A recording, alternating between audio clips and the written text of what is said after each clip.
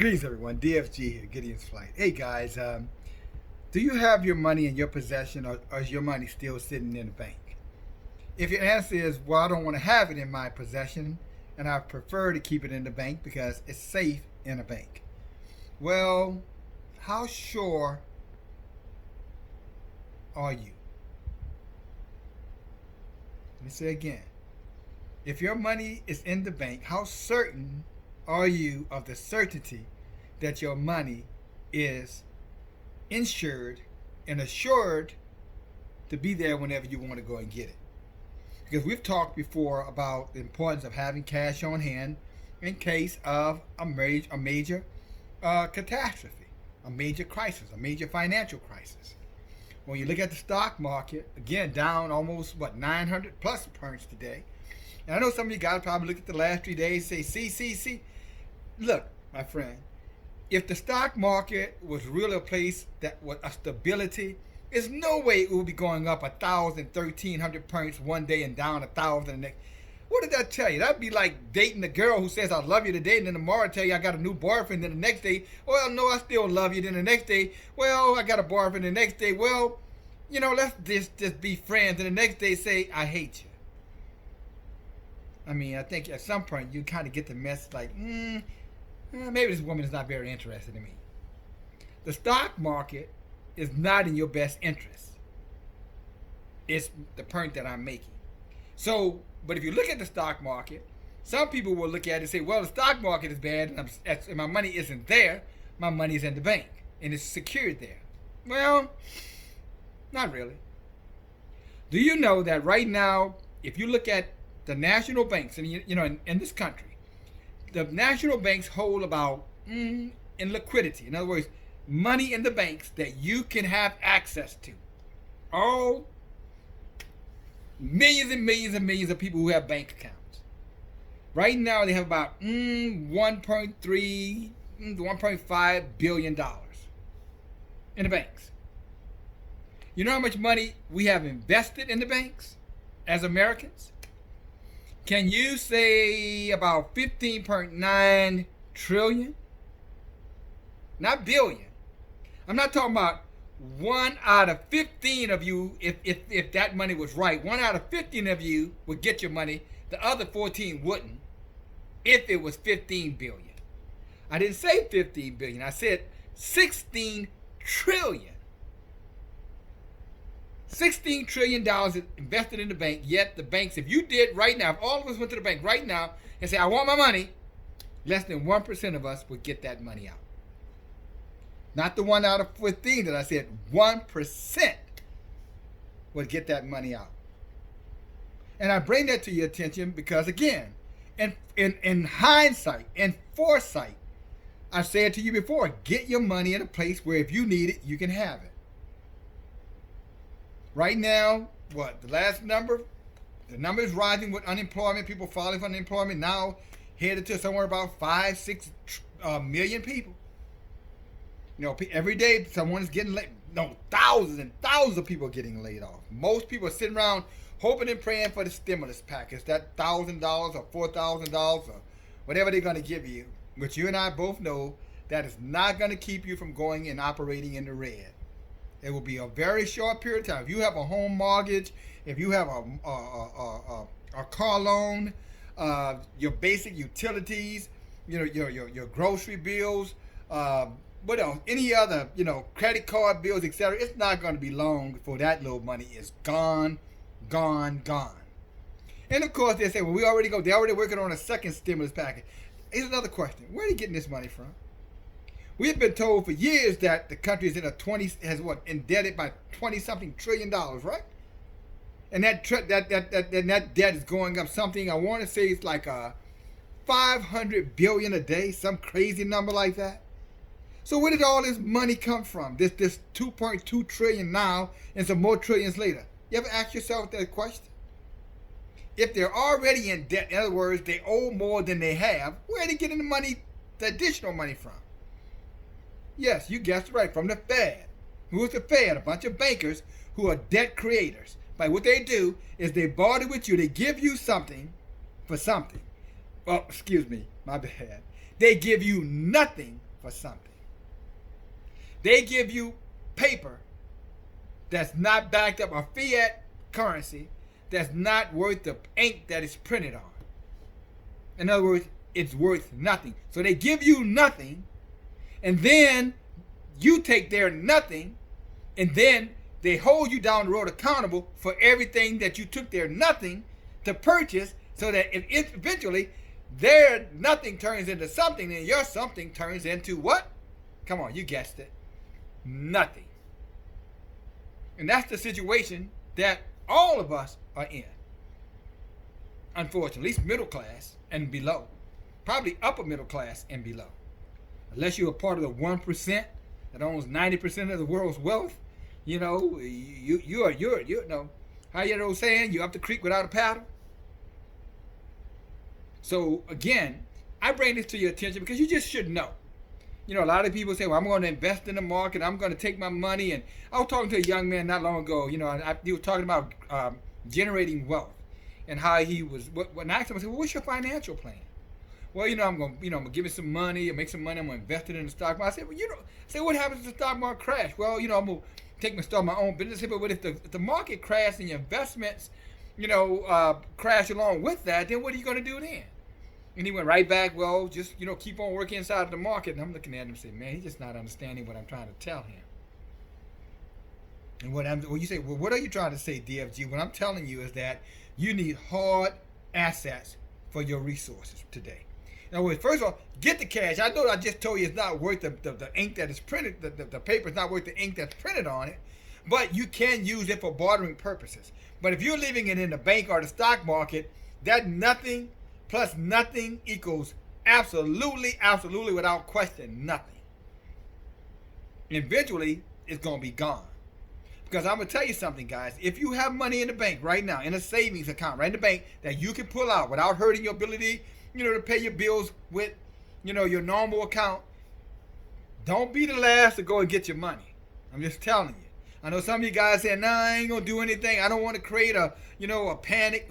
Son, daughter, the panic has already started. The question is, of that 1.3 billion, who's going to get their money out of it, and who's going to be the ones left holding the bag for that other 17 trillion that's not going to get any of their money? Because what do? They procrastinated. And what they're saying, procrastination is the thief of time. They procrastinated. And what's going to happen? The thieves are going to take what little bit you have over there. So I would strongly advise you, if you haven't gotten your resources out of there now, I'm talking about savings. I'm not talking about if you got bills to pay and you've got a checking account, that's different. Okay, that's for something told that's to subsist. But I'm talking about your savings that you're hoping that you're going to gain interest on. Look, guys, the Fed just went to, 0 to 0.25 interest rate. You know what's coming next? Negative interest rate. You know what that means? You're going to have to pay them to hold on to your money. These same crooks, these federal bankers, international bankers, robbers, Jesse James, Frank James, and all the other, Billy kids out there, these same crook robbers are going to take you to the cleanest for every single thing that you have. That's what this whole thing ultimately is going to turn out to be. This whole, coronavirus, yes, people will die. Yes, the virus is real. I'm never going to question that. I will question the motivations from terms of the reaction to it. I will question, why they're cutting down all these businesses, yet there are people in retailers all day long. I think it's ludicrous to tell someone again that you have to have 6 feet of space, but people walking up and down the same aisles you shopping on, standing there looking at the same counter you're looking at. So what you going to do, stand at the end of the aisle, wait for that person to move out? That's not going to happen. Oh, yeah, some of the people are saying, well, they're controlling the flow in some places. In some places. But unless you got everybody locked down inside and nobody outside, you're not going to control this virus like that. So if this virus doesn't do anything more than what it's currently doing, and I think it has some more damage to do, but if it does not do much more, let me say it that way, then it will do. If it does not become the epidemic of all epidemics, the epidemic of the millennium, I can assure you, when it's all said and done, many of you will become debt slaves. In other words, everything you own, Everything you own is going to be owned by someone else, and you're going to be working for the rest of your life, and you're still not ever going to pay that debt off. And I can assure you, the next thing going to come after this, when everything settles down, look for debtor's prison. Watch. Yeah, they may be emptying the jails now, I guess, to make room for some of you down the road when you don't pay them back. Heard a guy say the other day, I'm going to get that small business loan. If things don't work, I just don't pay them their money back. You must feel like you're part of the highly privileged class if you think you're going to be able to pull that number off. Nobody. The way they're going to line this SD small business loans up, I can assure you, if they give you that money, you're going to sign away every single thing you have if you forfeit on that loan. Mark it. And you'll be spending the rest of your life trying to get from under that debt. And they're going to keep that interest so high on you, you'll never, because they wouldn't set it up unless they had intentions to keep it there. This thing is way bigger than any of us understand, at least the average guys. And the average guys, I'm just talking about the reasonable intelligent. I don't even think the so-called smart guys know what the hell's going on. Again, this is diabolical stuff, guys. This is next level, you know what I'm saying, ingenuous corruption. This is demonic. You know what I'm saying? I think those angels, the fallen ones, have given these guys this kind of wisdom because why? They've got to push the one world order, the new world order, so that who? Their king can rise to the top. And no, it's not Donald Trump. I know that disappoints some of you guys because I told you he was the Antichrist. It's not Donald Trump. He might be the chosen one to get it going, but he's too. Let me see how I can say this nice. He's too much of an imbecile to be the chosen one. All right? And, you know, he's damn near senile and old as poo-poo. All right? So it's not him. According to scripture, this guy's going to be dynamic, you know, hard to take your eyes off, charmer, smart, ingenuous. You follow him, resourceful. All right, the more I say, the farther away we get from, you know, the chosen one. But they're setting the stage for this individual and all of those who are going to be going about doing and creating the mayhem in the, what word I would be looking saying? The chaos, the mayhem, the abominable nations, abominable things, the atheism, everything they could do to deny the existence of the Creator. And they're still going to fail at the end of the day. But they will deceive many, many, many, many men. That's the scripture. Broad is the path, wide is the gate, leadeth to destruction. Only a few are chosen. Only those who understand will understand. That's Daniel. Remember that? The wise will understand. The wicked, you know, they're gonna keep on keeping on. It's like a video I did the other day. You know what I'm saying? Why you come to bother us before the time? Leave us alone. We ain't finished causing mayhem yet. Let us grind it to powder, and then you can come. That's what they say. You know many of them like that. Some of you may be one of them. I hope you're not. If you listen to this video, I suspect that you trust, you know, well, I don't know if you trust my judgment, but I tell you one thing, I'm not going to intentionally lead you astray. You can believe that. Nothing to gain. I don't get funded, paid, anything for these videos. I could care less about anything like that. I've said that years ago, and I'll say that to the end. They couldn't offer me a dime for it because it has nothing to do with that. The platform is here because Rahul put in me to be able to be utilized as a messenger.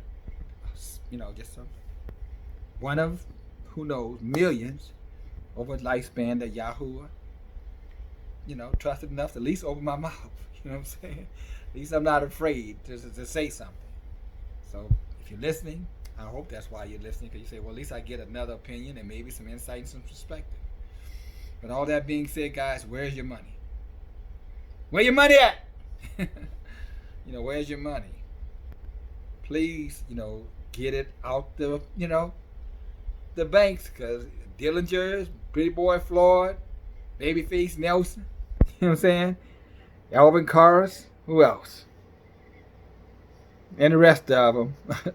They're sitting right over there, man. They got their eyes laid right there waiting for you to take your mind away, just for you to distract you, catch you sleeping, slipping, and it's going to be gone. Get it out while you can get it out. All right? 15 trillion is what we put into the banks and all they have is 1.3 billion, 1.3 billion of liquidity, and now they're being told as of yesterday they don't even have to have that. Man, if you're not, I went to the bank yesterday, finished that deal up. Hope you go out soon. Love you guys. DFG. Talk to you later.